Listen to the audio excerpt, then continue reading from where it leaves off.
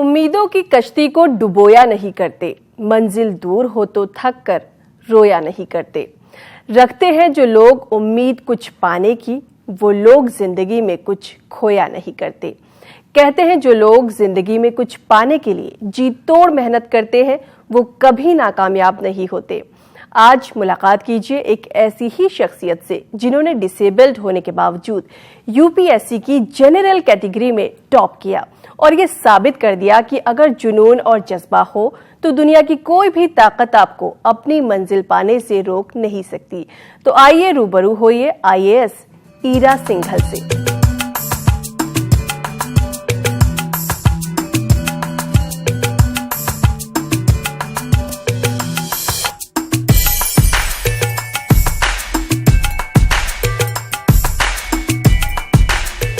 इस्तकबाल है आपका हमारे इस प्रोग्राम में। Thank you. ईरा, सबसे पहले ये बताइए कि आप एक आईएएस ऑफिसर होने के अलावा कौन है, कहाँ से आती हैं, आपकी जो पढ़ाई लिखाई है वो सब कहाँ से हुई? मेरा बर्थ मेरठ का है और मैं पहले 10-11 साल 12 साल के आसपास मेरठ रही हूँ। उसके बाद हम लोग दिल्ली मूव करा एंड उसके बाद सारा टाइम दिल्ली में ही रहा है। तो स्कूलिंग, इंजीनियरिंग, एमबीए सब दिल्ली में हुआ है एंड कॉर्पोरेट जॉब के लिए मैं बॉम्बे थी, but otherwise this is my homeland now. आपको एक बीमारी भी है, उसकी वजह से आपको बहुत सारी दिक्कतें पेश आती होंगी, तो ये बीमारी क्या है और इससे क्या परेशानी आपको होती है? सो बेसिकली ये स्कोलियोसिस है। हम इसे बीमारी नहीं कहेंगे बिकॉज बीमारी ठीक होती है। ये एक स्पाइनल डिफेक्ट है। तो हमारी सबकी रीढ़ की हड्डी सीधी होती है, मेरी रीढ़ की हड्डी एस शेप में है, तो इसे कहते हैं काइफोस्कोलियोसिस। एंड इससे क्या होता है, आपके इंटरनल ऑर्गन्स पे ये किसी भी एक इंसान और दूसरे इंसान में सेम नहीं होती। हर इंसान में इसका इफेक्ट डिफरेंट आता है। तो आपके इंटरनल ऑर्गन्स पे, आपके मूवमेंट पे, आपके जनरल लाइफस्टाइल पे इसका फिर फ़र्क पड़ता है। मोस्टली लोगों को इसमें पेन बहुत होता है। मुझे थैंकफुली पेन नहीं है, बट उसका रीज़न शायद ये भी है क्योंकि मैं बहुत एक्टिव लाइफस्टाइल हमेशा से जीती आई हूँ। तो क्या इसकी वजह से आपको कभी ये भी परेशानी हुई कि कहीं एडमिशन ना मिली हो? हाँ, या फिर पढ़ाई लिखाई में प्रॉब्लम आई हो?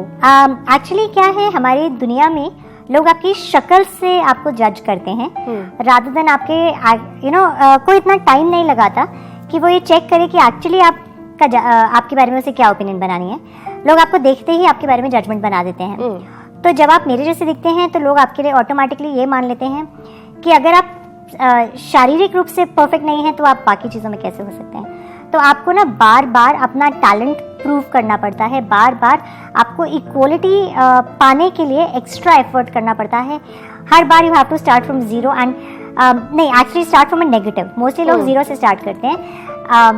अगर आपकी कोई फिजिकल डिफेक्ट है तो आपको नेगेटिव से आना पड़ता है। तो पहले तो आप नेगेटिव से जीरो आते हो और फिर जीरो से आप क्लाइम करोगे। सो डेफिनेटली आपको देख के लोग अज्यूम कर लेते हैं कि आप में, अगर आप फिजिकली परफेक्ट नहीं है तो आपका दिमाग भी खराब है। फॉर एग्जाम्पल, छोटी सी चीज़ होती है, आप किसी रेस्टोरेंट में जा रहे हो, लोग कभी कोई वेटर आपसे वो नहीं पूछेगा आपको क्या ऑर्डर करना है। दे ऑलवेज, ये तो लड़कियों के साथ तो नॉर्मली भी होता है कि सोशल सर्कल में लोग हमेशा लड़कियों की जगह जो भी मेल साथ में होगा उससे ही पूछेंगे, है ना। लड़कियों के साथ तो नॉर्मली भी होता है, बट अगर आप डिसेबल्ड लड़की हो तो आपके साथ बहुत ज़्यादा होगा। अच्छा। आप जवाब भी दोगे तो भी कोई आपकी तरफ देखेगा नहीं, वो दूसरे से उसका कॉन्फर्मेशन मांगता रहेगा। So that's a very normal thing and an everyday thing that happens. So as women, unfortunately, and as a girl with disability, ये तो आपको डेली करना पड़ता है। जी, आपने इंजीनियरिंग की, उसके बाद आपने एमबीए किया, फिर आप सिविल सर्विसेज में क्यों आ गई? कि आपको वहाँ पे वो सेटिस्फेक्शन नहीं मिल रहा था जॉब में? एक्चुअली इमोशनल सेटिस्फेक्शन का प्रॉब्लम था सिर्फ, अदरवाइज तो मेरा जॉब बहुत अमेजिंग था। I mean come on, you work for a chocolate company and free chocolates आपको पूरी जिंदगी के लिए मिल जाए अगर, तो क्या चाहिए इससे ज़्यादा। फैसिलिटीज़ भी बहुत थी, यू मेड इनफ मनी कि आपको खर्च करने का टाइम नहीं था आपके पास। But somewhere I was missing that thing कि मैं 20 घंटे तक काम कर रही थी एक पॉइंट पे, एंड आई रियलाइज कि इतना काम करने के बाद मेरे काम का किसी की लाइफ पे फ़र्क नहीं पड़ा, किसी की लाइफ बेटर नहीं हुई। Nobody is going to remember कि मैंने ये काम किया, नोबडी विल रिमेंबर कि मेरा ये 20 घंटे से उसकी लाइफ पे कुछ असर पड़ा। Nobody is going to be happy that I was there, because that made a difference to them. And that's when I realized I needed my day to have meant something to someone. I needed my job to have meant something to someone in their life, made someone's life better. Made a change for someone, किसी के लिए कुछ positive होना ज़रूरत था मेरे लिए. So that is how I decided to get into civil services. तो इसके बाद जब आपने ये डिसाइड कर लिया तो पेरेंट्स ने क्या कहा? एक्चुअली क्योंकि मैं बहुत आलसी इंसान हूँ और मैं अपनी पूरी इंजीनियरिंग MBA इवन स्कूलिंग धक्के मार मार के मैं पढ़ती थी, मतलब अच्छा. बहुत बुरी तरह. ओ माय गॉड, मेरे स्कूल फ्रेंड्स मुझे फ़ोन करके ना उठाते थे कि अब उठ जा, पढ़ ले. अच्छा, वो ऐसा कहते थे? हाँ, उठ जा प्लीज़, पढ़ ले. एंड मैं नॉवल मैंने 7th to 12th के बीच में आई थिंक पर ईयर कम से कम 250 नॉवल पढ़े होंगे, which is an average of 4 to 5 novels per week. इससे ज़्यादा ही होगा इनफैक्ट. तो मैंने बहुत नॉवेल्स पढ़ती थी मैं, बहुत. सो पढ़ाई का मुझे कभी शौक नहीं था. इंजीनियरिंग और MBA के लिए हाँ मैंने कोचिंग ज्वाइन करी और कभी नहीं गई. तो मेरे पेरेंट्स को लगता था कि ये वापस घर आ गई है आलसी लड़की, वहाँ काम करना पड़ता है, तो अब ये फिर क्विट करके आ गई है, इसे कुछ नहीं करना लाइफ में. तो दे वर कन्विंस्ड कि आज तक तो इसने पढ़ाई नहीं करी थी, अब ये सिविल्स के लिए क्या तैयारी करेगी. सो दे weren't very happy with my decision and they reaction क्या था उनका? नहीं, दे सेड नहीं करो. दे सेड अब तुम सेटल्ड हो, करियर है, जॉब है, इंजीनियरिंग कर ली, MBA कर लिया, और क्या चाहिए, and you have a very good job, तो क्यों ये सब वापस जीरो पे आना है. क्योंकि when you start this preparation it's almost coming down to zero. आप रीस्टार्ट करते हो अपनी लाइफ एक तरह से. एंड कोई ऐसी ज़रूरत नहीं थी from my track record, career record. But I realize कि मैं कभी खुश नहीं रह पाऊंगी अगर मैंने ये अटेम्प्ट नहीं किया तो. तो फिर आपने कितनी तैयारी की, दिन भर में कितने घंटे पढ़ाई की? ऐसा नहीं मैं पढ़ती, इतनी मेरी कैपेसिटी नहीं है. बहुत लोग बोलते हैं ना 20 घंटे पढ़ते थे. हाँ. नहीं है मेरी कैपेसिटी. तो फिर आप कितनी पढ़ाई करती थी? मैं एक्चुअली अपना टारगेट थोड़ा डिफरेंट बनाती हूँ. मैं अपना टारगेट बनाती हूँ मुझे कितने दिन में क्या खत्म करना है. सो इट डजंट मैटर उसके बाद, बिकॉज अगर आप घंटे से टारगेट बनाते हो ना तो आप घड़ी देखते रहते हो. अगर आपके 12 घंटे पढ़ने के 9 घंटे आप एक पेज पढ़ोगे और घड़ी देखते रहोगे, 9 घंटे तक एक ही पेज चल रहा होगा, and you will hate your self, you will hate the subject, you will hate everybody around you. तो मैं ऐसे नहीं करती हूँ, मैं बहुत प्रैक्टिकल जीती हूँ. मुझे आज अगर 10 चैप्टर करने हैं तो मैं 10 चैप्टर का टारगेट बनाऊंगी. वो 1 घंटे में होगा, 2 घंटे में होगा या 10 घंटे में होगा, वो उस दैट डजंट मैटर. तो मेरा टारगेट तो इस तरह से होता था, तो इसलिए मैंने घंटों से कभी पढ़ाई नहीं करी. And I am not very consistent. मेरे बस की नहीं है कि मैं डेली पढ़ूँ और बहुत enthusiastically. I have my days जिसमें मैं पढ़ती हूँ और आई हैव माई डेज जिसमें मैं कुछ नहीं करती हूँ. ठीक है. इसके बाद आपने तैयारी की और सिविल सर्विसेज के एग्जाम्स दिए. इसके बाद आप 3 बार IRS में सिलेक्ट हुई, लेकिन आपको जॉब नहीं मिली. इसके बारे में बात करेंगे, लेकिन यहाँ पर रुकेंगे एक छोटे से ब्रेक के लिए. ब्रेक के बाद एक बार फिर से आप सभी का इस्तकबाल है हमारे खास प्रोग्राम परवाज़ पे. ईरा, आपने बीच में बात करी थी टैलेंट को प्रूव करने की. तो अगर टैलेंट को प्रूव करने की बात करें तो आपने 2010 में IRS दिया, उसमें सेलेक्ट भी हुई और ये लगातार 3 साल तक हुआ, लेकिन आपको जॉब नहीं मिली. ऐसा क्यों हुआ? बेसिकली मेरी जो डिसेबिलिटी है उसकी कोई गवर्नमेंट सिस्टम में डेफिनेशन नहीं है. अच्छा. एंड मेरी जो डिसेबिलिटी आती है उसमें मैं किसी भी जॉब के लिए एलिजिबल नहीं हूँ. ये मान लिया गया है कि ये डिसेबिलिटी वाला इंसान कुछ कर ही नहीं सकता. अच्छा. तो मेरी एलिजिबिलिटी इनफैक्ट सिर्फ एक सर्विस की है इन ऑल गवर्नमेंट जॉब. सब मिला लीजिए आप, लोअर D लेवल के जॉब से लेके group A, any service, I am only eligible as an IAS officer. So IRS के लिए मैं मेडिकली एलिजिबल नहीं डिक्लेयर करी गई, जबकि जो 2 क्राइटेरिया थे कि उन्हें आपसे क्या काम कराना है जॉब में, वो मैं फिट करती हूँ. अच्छा. And as a person with disability अगर आप उससे लेंगे कि जो तो वो भी मैं फिट करती हूँ.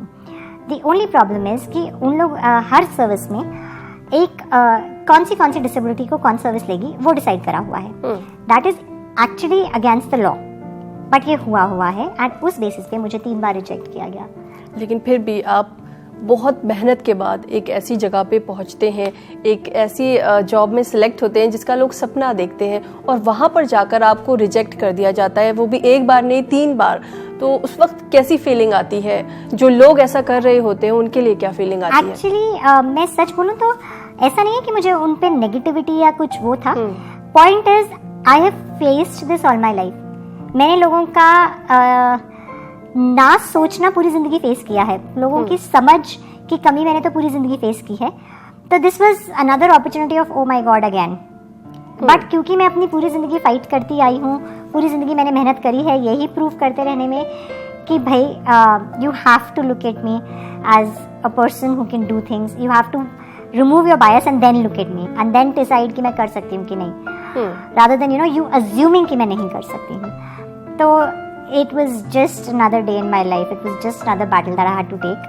ऐसी मैंने बहुत battles लड़ी हैं, हर स्टेज पे लड़ी है. तो जैसे आपने भी कहा कि बचपन से फेस किया है, तो बचपन से अगर हम कुछ यादें जानना चाहें कि किस तरह की यादें हैं, या कुछ कभी ऐसा फेस करना पड़ा हो जब आपको फैमिली एहसास नहीं दिलाती, लेकिन जो बाहर के लोग होते हैं वो एहसास दिलाते हैं आपको. बचपन में मेरे साथ ऐसा नहीं हुआ.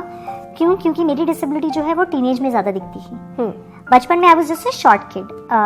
ऐसा नहीं था कि मेरी डिसेबिलिटी बहुत विजिबल थी. हाँ, आपके मूवमेंट रिस्ट्रिक्शंस थे, ये दिखता था, और आप बहुत छोटे हो, ये भी दिखता था. बट बिकॉज मैं स्कूल में बहुत I was one of the toppers in my school, and I was very good at almost everything.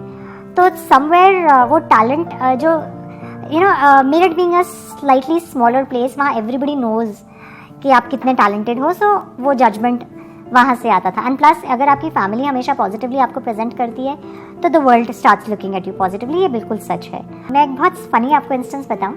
Delhi में one of the schools that we had applied to, जब हम दिल्ली शिफ्ट हुए फॉर माई एडमिशन, उन्होंने मुझे ये कह के रिजेक्ट कर दिया था कि ऐसे बच्चों को हम नहीं लेंगे. अच्छा. एंड उन्होंने मेरे पेरेंट्स को ये बोला कि इसको आप स्पेशल स्कूल में भर्ती कराओ, ये हमारे स्कूल में के लायक नहीं है. डिस्पाइट द फैक्ट मैं एक नॉर्मल स्कूल की टॉपर थी. And a couple of years ago, I was a chief guest at a function in that same school. Oh.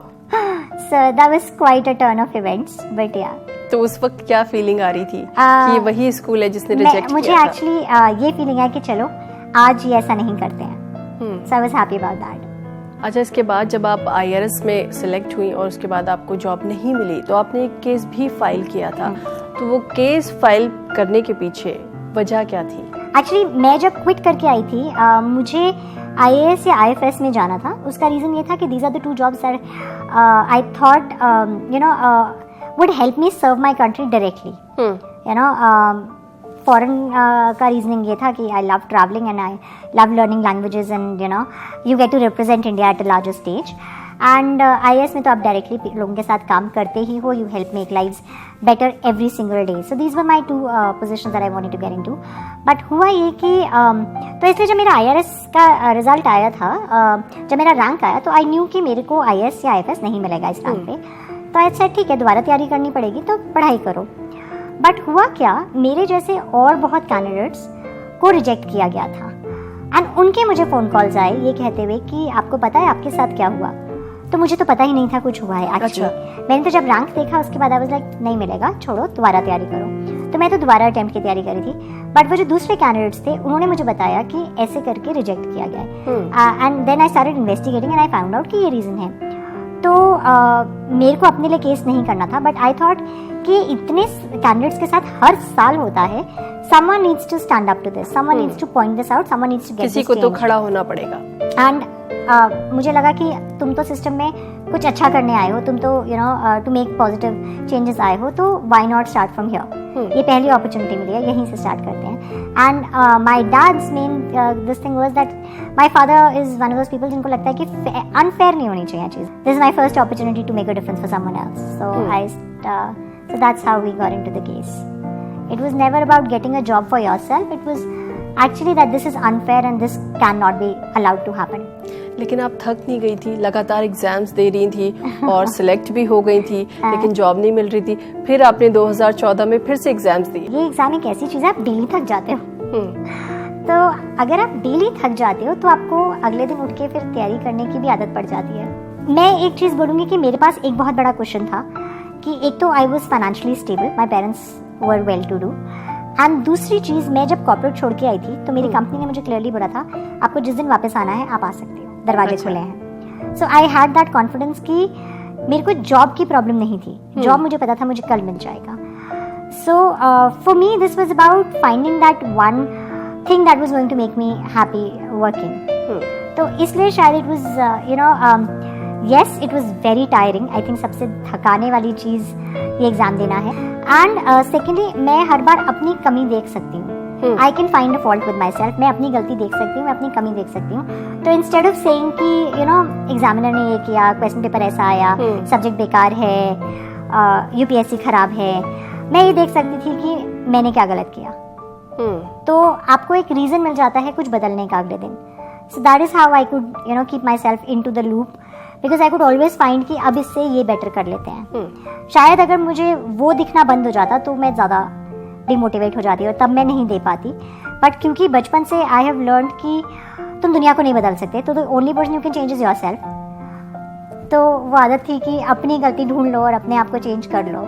जी, इसके बाद आप IAS टॉपर कैसे बनी, इसके बारे में आपसे जानेंगे, लेकिन यहाँ पर रुकेंगे एक छोटे से ब्रेक के लिए। ब्रेक के बाद एक बार फिर से आप सभी का इस्तकबाल है हमारे खास प्रोग्राम परवाज में। ईरा, इसके बाद आपने 2014 में एक बार फिर से एग्जाम्स दिए और इस बार आप IAS टॉपर बनी। बहुत सारे लोगों के कॉल्स आ रहे होंगे, तो मतलब बिलीव हो रहा था या नहीं हो रहा था? एक्चुअली हुआ क्या था कि इंटरनेट पे रिजल्ट आना था एंड UPSC की वेबसाइट पे आ गया था कि 1 बजे रिजल्ट आएगा। अच्छा। एंड हम लोग सब I was in the IRS का hostel at that time Hyderabad में, एंड सब लोग रिफ्रेश कर रहे थे अपने कंप्यूटर्स बिकॉज सबने पेपर दिया था। एंड मेरा 12:55 के आसपास इंटरनेट बंद हो गया। अच्छा। मेरा इंटरनेट बंद हो गया और वो चला नहीं। तो आई केप्ट रिफ्रेशिंग, पता चले So this friend of mine, वो अपने कमरे से बाहर निकली and she was running in the corridor yelling, "Ira is the topper, Ira is the topper." तो मुझे समझ नहीं आया। बेसिकली मुझे लगा one of the top 10-15 में नाम होगा, ऐसे बोल रही है वो। तो then I went out. Actually मैंने रिजल्ट I think 1.5-2 महीने बाद देखा, मैंने रिजल्ट ही नहीं देखा। अच्छा। हाँ, तो उसने ये बोला। उसके बाद समझने में 2 मिनट लगे, बोल क्या रही है वो। And then it was like, oh my god, ये कैसे। बट ऑनेस्टली सबसे बड़ी फीलिंग ये थी, थैंक गॉड, अभी पेपर दोबारा नहीं देना, थैंक गॉड, ये कहानी खत्म, thank God you can move on in life now. And इतने मीडिया के कॉल्स आने लगे कि मैं सिर्फ अपने पापा को फोन करके ये बोल पाई कि पापा टीवी चलाओ। अच्छा। तो टीवी पे एक्चुअली आ रहा था हमारी फोटोज के साथ, UPSC फॉर्म में जो हमने फोटोज लगाई थी वो फोटोज के साथ टीवी पे आ रहा था। तो that is how I knew के। तो जो आपके घर में पहली न्यूज मिली वो टीवी के जरिए मिली। हाँ। तो जो आपके पेरेंट्स थे उस टाइम क्या बोल रहे थे, क्योंकि मेरी वो उनसे 2 दिन आपको बाद मना बात कर हुई। रहे थे शुरू में? हाँ, नहीं, मैं ये एग्जाम नहीं दे पाती अगर वो मुझे एक्चुअली सपोर्ट नहीं करते, क्योंकि मैं तो घर पे रह के तैयारी लेकिन कर फिर रही भी एक टॉपर होना बहुत हाँ। बड़ी बात है। मेरी उनसे बात ही नहीं हुई, 2-3 दिन बाद मेरी बात हुई। अच्छा। क्योंकि ना उनके पास टाइम था ना मेरे पास टाइम था। अच्छा, कोई भी स्टूडेंट होता है या कोई भी इंसान होता है, जब वो सिस्टम से बाहर होता है तो उसे बदलना चाहता है, सिस्टम के लिए काफ़ी कुछ करना चाहता है, बहुत सारे चेंजेस लाना चाहता है, लेकिन जैसे ही वो सिस्टम के अंदर जाता है उसका हिस्सा बन जाता है। तो क्या आप उस सिस्टम का हिस्सा बनी या नहीं बनी? ये मैं तो नहीं बता पाऊंगी, ये तो कोई और ही बता पाएगा। मुझे लगता है सिस्टम का हिस्सा बनने का भी कोई बुराई नहीं है, एज लॉन्ग एज वो एक पॉजिटिव सिस्टम है और वो पॉजिटिव डायरेक्शन में काम कर रहा है। जैसे मैंने सिस्टम में रह के ही 2 ट्रांसजेंडर्स को फुल टाइम एम्प्लॉयमेंट दिया है गवर्नमेंट ऑफिस में, and I'm the first person to give a full time employment to transgender people in a government office. And मैं आपको बताऊं, मैंने उन्हें रखा भी एक ऐसी पोजीशन पे है जहाँ पे वो जब लोगों से भीख मांगते हैं उसकी जगह लोग उनसे काम कराने आते हैं, लोग उनसे कुछ मांगने आते हैं। So I have changed the power equation and I am forcing people कि आप उनसे पॉजिटिवली बिहेव करिए, आप उनके बारे में अपनी परसेप्शन चेंज करिए। उसके अलावा मैंने अपने पहले साल में around 335 to 340 child and bonded labourers rescue किए थे। अच्छा। काफ़ी करोड़ों हमने पैसे उनको रिकवर करवाए। हमने बहुत पोल्यूटिंग फैक्ट्रीज सील करी, हमने बहुत गवर्नमेंट लैंड प्रोटेक्ट किया, मैंने 40-40 साल पुराने केसेस लोगों के सॉल्व करे हैं, कोर्ट केसेस। तो आई थिंक सिस्टम के अंदर रह के भी बहुत कुछ है जो आप कर सकते हो। अभी एक मैं इनिशिएटिव जो I am very very looking forward two is 3 चीज़ें मैं जो करने वाली हूँ यहाँ। I am currently with north Delhi municipal corporation. पहली चीज़, मैं अपनी जो वर्किंग विमेन हैं और जो कि दिल्ली एक माइग्रेंट्स का सिटी है आज के डेट में, मैसिव लेवल पे हमारे यहाँ गरीब माइग्रेंट है। अच्छा। एंड मैं वो माइग्रेंट औरत जब आती है ना, उसका कोई फैमिली सिस्टम नहीं है, उसका कोई सपोर्ट सिस्टम नहीं है, और एक बच्चे की जिम्मेदारी सारी माँ पे ही होती है। हस्बैंड्स आर मोस्टली अल्कोहलिक्स या drug abusers and they beat up their wives. And बच्चे के साथ क्या हो रहा है, बाप को तो फर्क नहीं है, तो पूरी जिम्मेदारी उस औरत पे है जिसे काम भी करना है। तो मैं अपने स्कूल्स के अंदर क्रैशेस खोल रही हूँ जिसमें वो बेचारी औरत जो काम करने जाती है उसके बच्चे की मैं देखभाल करूँगी। एंड हम 12 घंटे क्रैश चलाएंगे और ये स्कूल की बाउंड्री के अंदर, स्कूल के अंदर होगा, ताकि बिजली, पानी, प्लेग्राउंड, सेफ्टी मैं सब दे सकती हूँ। एंड दूसरा, वो बच्चा जब क्रैश में है तो थोड़े दिनों में मैं उसे क्लास में बहुत आसानी से डाल सकती हूँ। प्लस जो अर्ली इंटरवेंशंस इन बच्चों की मिस हो जाती हैं, क्योंकि माँ देखिए आंगनबाड़ी 3 घंटे के लिए होती है, 9 से 12। एक वर्किंग मदर दिल्ली में ये नहीं कर सकती, वो 9 बजे छोड़ने और 12 बजे लेने नहीं जा सकती बच्चे को। तो वो जो बच्चा आज की डेट में अर्ली इंटरवेंशंस मिस कर रहा है, मैं उसे वो भी दे पाऊँगी। एंड यू नो एक पूरा सिस्टम बन जाएगा उस औरत को और उस बच्चे को सपोर्ट देने के लिए। So that's one thing I able to do, because मैं आज गवर्नमेंट में उस जगह पे हूँ। मेरे पास MCD में आज की डेट में एक क्लास में 50,000 बच्चा है, तो अच्छा। एक साथ हम 50,000 बच्चों को स्क्रीन करेंगे। उसके अलावा हम लोग रिहैब सेंटर्स खोलने की कोशिश कर रहे हैं। दिल्ली में रिहैब सेंटर्स हैं तो सही डिसेबिलिटी के, but they are very far from most places. सब साउथ दिल्ली में हैं या अच्छे एरियाज हैं। जो मेरे रूरल एरियाज हैं, मेरे नॉर्थ के एकदम कॉर्नर में जहाँ एकदम गरीब लोग रहते हैं, वहाँ कुछ नहीं है। So I am trying to set up these rehab centres in those locations, ताकि वो जो पेरेंट्स हैं जिनके बच्चे डिसेबल्ड हैं एंड वो पब्लिक कन्वेंस यूज़ भी नहीं कर पाते हैं, it's very expensive to go from लेट्स से आज़ादपुर टू एम्स, तो वो एंड वो बच्चे को गोद में उठा के वो नहीं जा सकते पेरेंट्स, तो उन पेरेंट्स को एक उनके पास जगह मिल जाएगी जहाँ बच्चे का वो ट्रीटमेंट करा पाए। So there are lots of such things जो हम कर पाए, I be able to do because of being in this job and part of a system.